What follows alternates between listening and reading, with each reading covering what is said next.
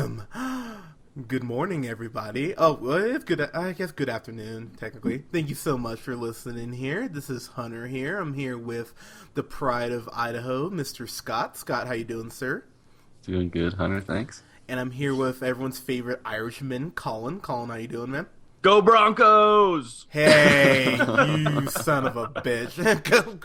Anyways, go Happy Super Bowl, everybody. That is true, yeah. Happy It's our Super Bowl edition. Yeah, our Super Bowl edition. Go Panthers, by the way. God, you son of a... Anyway, so we're here to talk about, as we're getting closer to Oscars season here, Oscars are first week of March, I believe. So we'll have our best of coming up in the third week here, February. We'll have that for you on the 21st, our best of 2015 list. But for now, we're going to talk about a movie that I'm pretty sure is going to make all of our best ofs, which is The Revenant.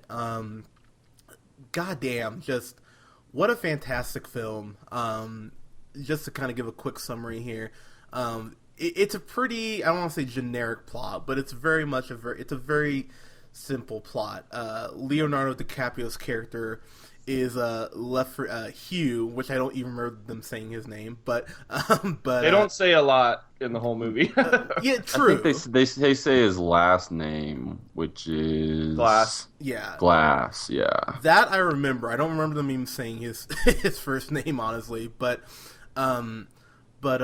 basically, he's like this frontiersman. He's leading like an expedition. I can't remember what show that's based off leading expedition. Is that Land of the Lost? they're like fur trappers basically. He's their guide basically they got a bunch of furs and shit. Yeah, it's a bunch of I think they're all American settlers, and they're expanding further west from wherever they were, and I think he's knows the land, right?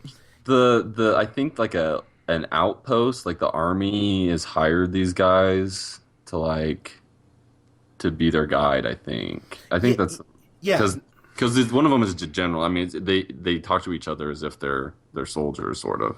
Yeah, and I don't know about you guys, but I was just like, man, I've been wanting to see. I mean, we got a Battleship movie. I've been waiting to see an Oregon Trail movie, and this is pretty much probably the closest thing. Whatever. No one dies of dysentery, though. That is true.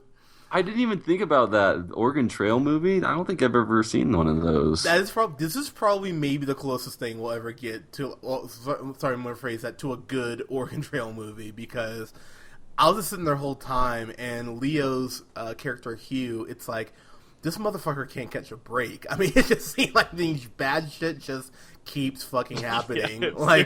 I was thinking during the movie, I was like, man, this could definitely be called a series of really unfortunate events. Seriously, it really could.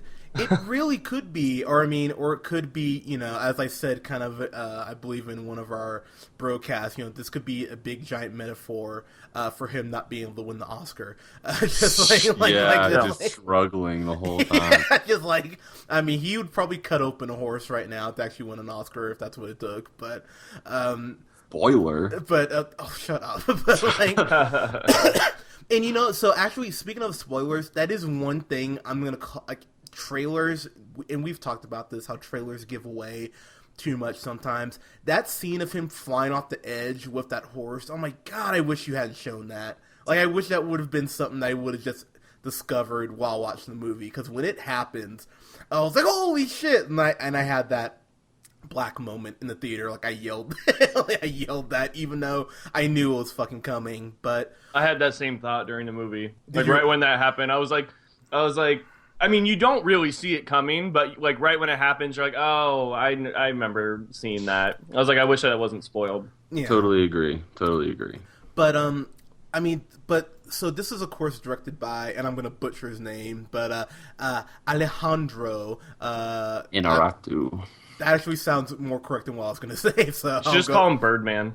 Yeah, he's the guy who did Birdman. What else do you need? But and he actually was one of the writers on it too. And I'm just gonna say, and this is kind of a complaint, I guess, but you could call this movie very much, instead of the Revenant, you could definitely call it pretentious, because this movie is at points so in love with itself, especially when it comes to cinematography.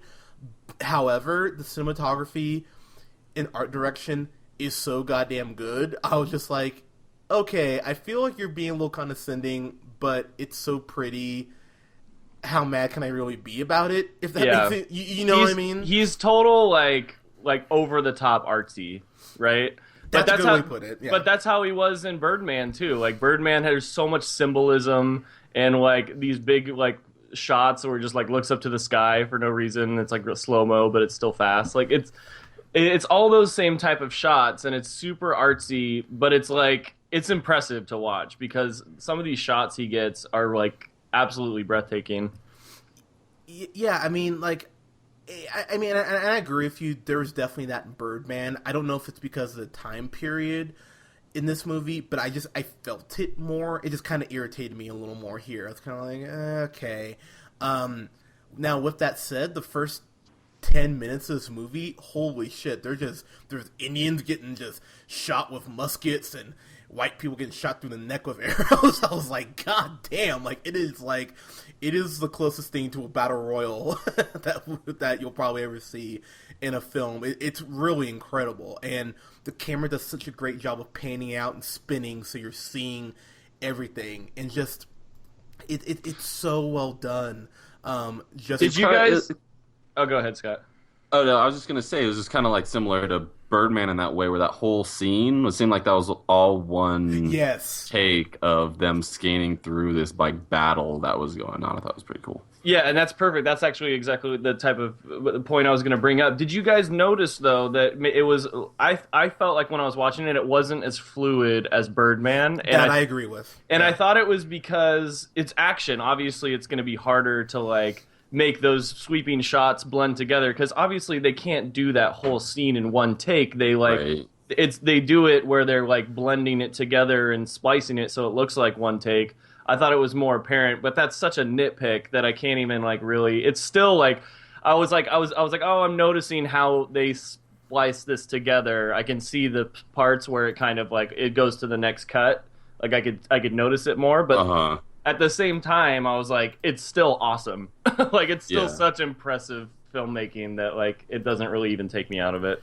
So I'm gonna say something that's gonna be very unpopular. not like I'm not the one. It seems like who does that on occasion, but I thought Leo was really good in this. I don't think it's Oscar worthy though. I mean, I think it's Oscar nomination worthy. I think his performances throughout the years have been better than this, and I feel like he'll almost win the Oscar because people are like, well, shit, like we've denied you this long. We kind of think it's your turn to win. Yeah. I really just was sitting there. I'm like, and I don't know if it's because of the lack of dialogue or what, but like this is really Hugh's journey, and I'm sitting there watching it, and I'm like, god damn it, like I want to be able to say you deserve the Oscar, and I just sat there the whole time like I can't say that without feeling like I'm lying to the audience and to myself. Now it's funny you say that because you say that was unpopular, but that's the exact like opinion I came out walking out. Really? Oh yeah, no, I was like, no, and it's true. And like at this point, I walked out and I'm talking to Nikki about it, and I'm like that wasn't his best performance he's ever had. Like he doesn't speak a lot. It's super impressive to watch him go through all of these emotions and getting just like shit on over and over again in all these terrible situations. And he is amazing without having a lot of dialogue. Like it's so impressive to see how well an actor can, use this role. But I walked out and I was like, if he wins the Oscar, it's going to be because he's overdue. It's not going to be because this was his best performance ever. That was the opinion I had. Now, with that said, and I gotta be honest, and we will discuss the Oscar So White movement later, but I love the fact Stallone won the Golden Globe. I'm still pissed off he didn't thank Ryan Coogler or Michael B. Jordan. So on that alone, I want Tom Hardy to win for Best Supporting Actor because he was amazing in this. He was such a goddamn asshole, and I hated Tom Hardy, and I love that dude as an actor. He plays John Fitzgerald, by the way, but I could not believe just how much of a sumbitch he was in this movie, and how at several points, I wanted to just jump through the screen, slap the shit out of him. I was like, you piece of shit. He's super evil. He does such a good job. He's so good. So, I mean, if Tom Hardy wins the Oscar for Best Supporting, I mean, I know a lot of people are like, oh, Stallone for Creed.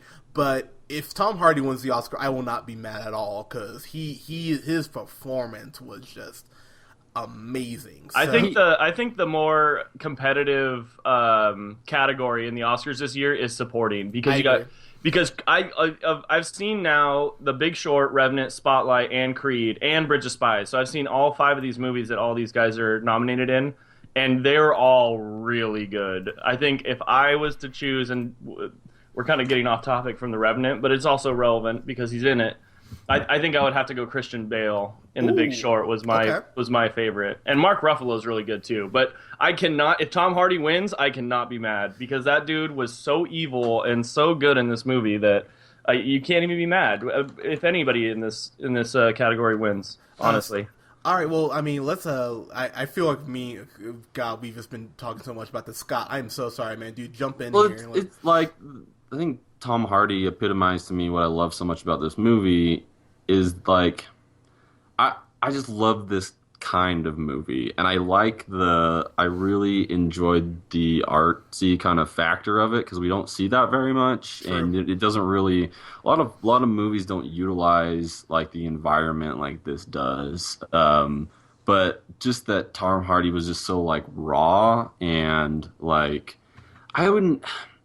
sure, it was like definitely evil. He was an evil character, but it was more of like a dog-eat-dog feel to it, where it's like we're out here and we're surrounded by Indians, and like you just got to do something and you got to go for it. And of course, you know, he's evil dude for the things that happened in this movie, but it's just like almost like I didn't feel for him, but I understood. And like that's what I loved about this movie, is that the director gives you a first, glance at, the reality of this time. Or I felt like I was there the entire movie, and I had a horrible seat in this movie, but it was, that's and Tom Hardy kind of showed that as well, as you couldn't really understand what he was saying some of the time, and like,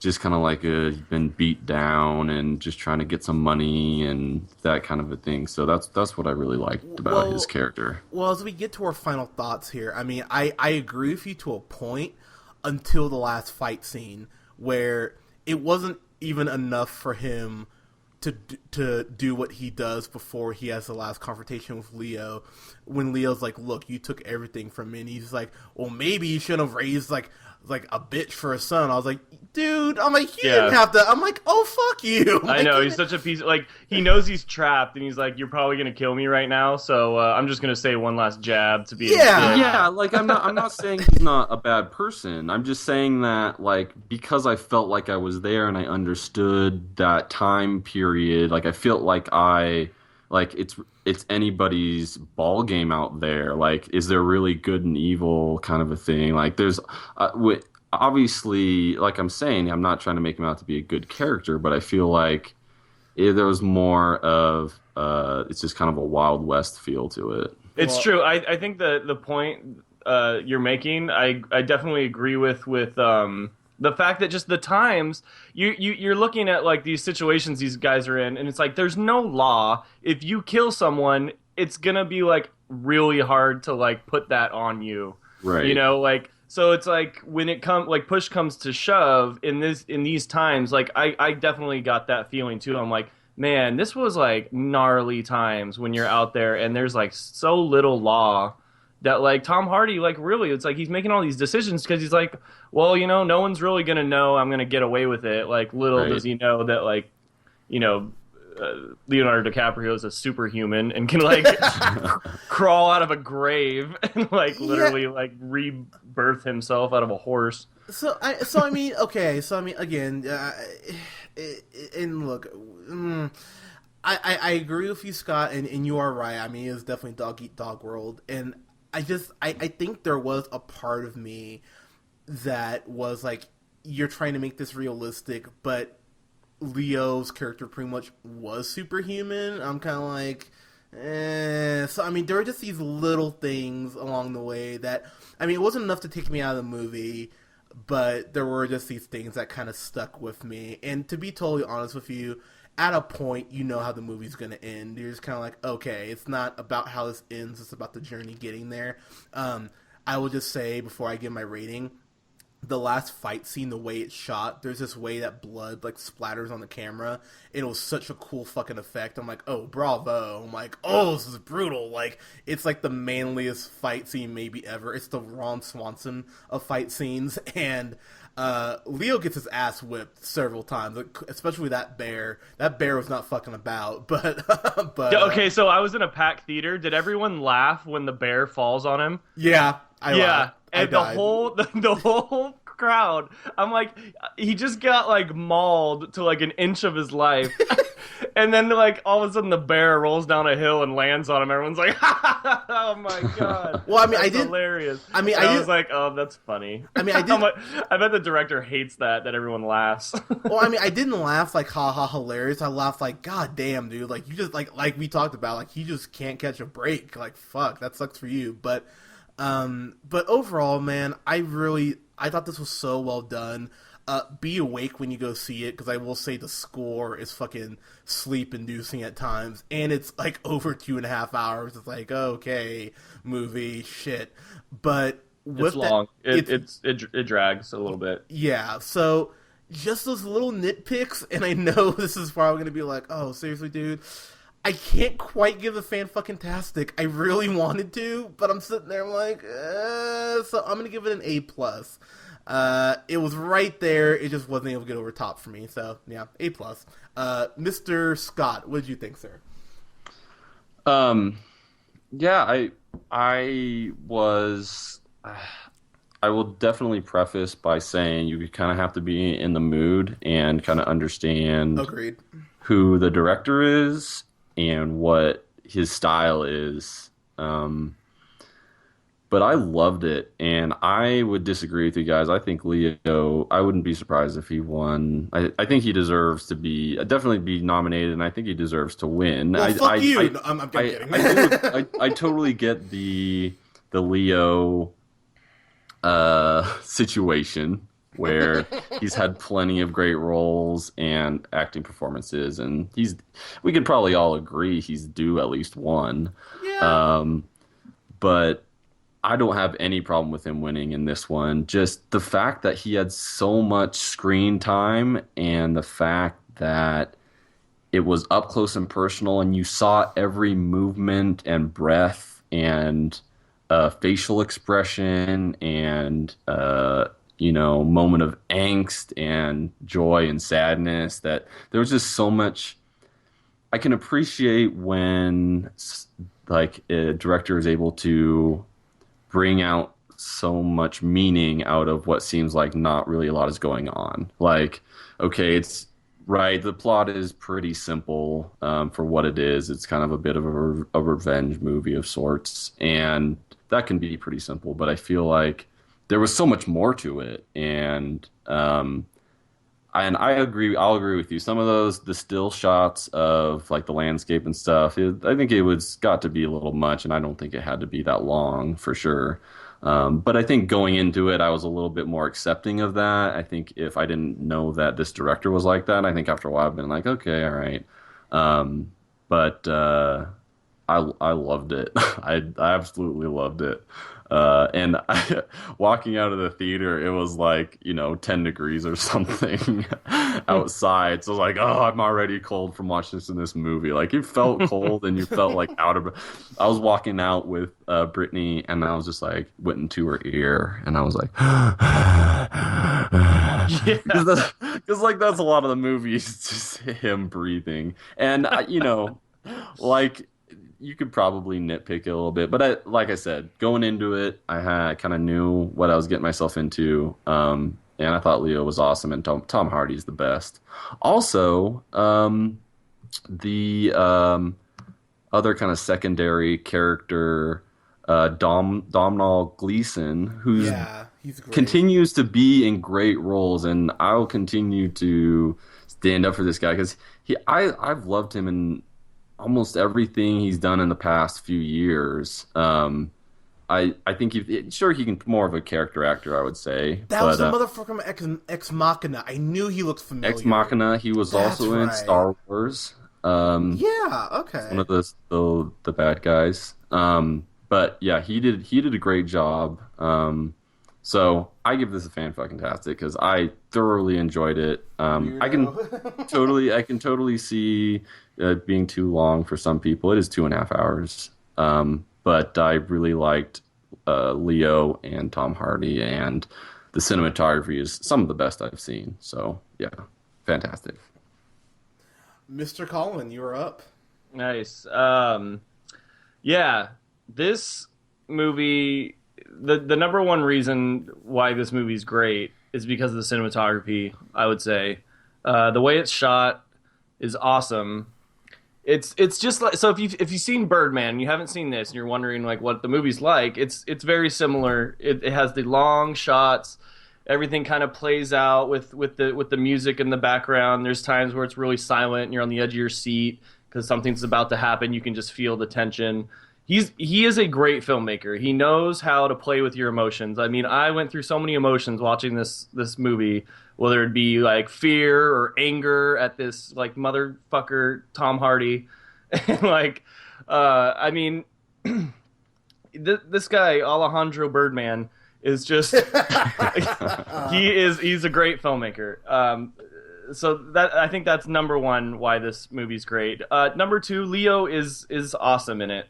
I mean, like, no one breathes harder or better. Because it's funny, before I saw this movie, there was this girl in my class that I'm taking right now, and she had mentioned she saw Revenant. I was like, oh, I'm about to see that and review it. What did you think? And she's like, a lot of heavy breathing. That was the one thing she said. Like, a lot of heavy breathing. I was like, okay, did you like it? She's like, yeah, no, really good movie. A lot of heavy breathing, though. So it's funny that you mentioned that, Scott, because that's what it reminded me of. I'm like, oh, yeah, that's what that one person said. Anyway, that's irrelevant.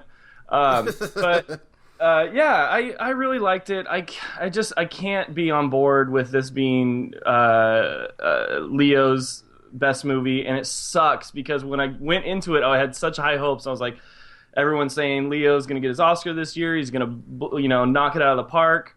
And I was just a little disappointed that I didn't get more, like, lines being delivered. But he's absolutely amazing. He conveys all these different emotions.